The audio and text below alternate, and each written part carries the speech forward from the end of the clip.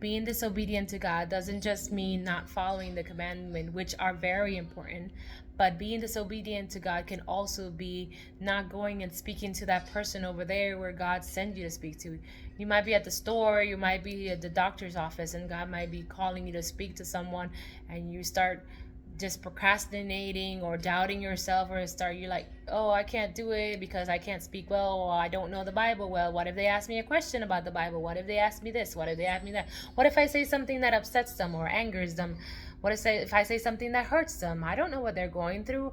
Or just all the excuses we come up with just not to speak to the person could get us to the point where either we just decide not to speak to them, or we just miss the opportunity. Maybe the person has to leave or something, and that person right there, the person that God called you to speak to, that person is waiting for that word.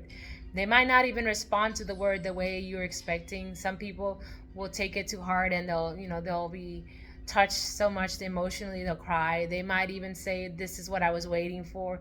But you might get the person that doesn't really react too much to your word, the word that God has given to them, not because they're not listening, but simply because it's just right there. It's going to be in their heart as a seed waiting for it to grow, and it's probably your job to put the seed there, but someone else's job to water the seed.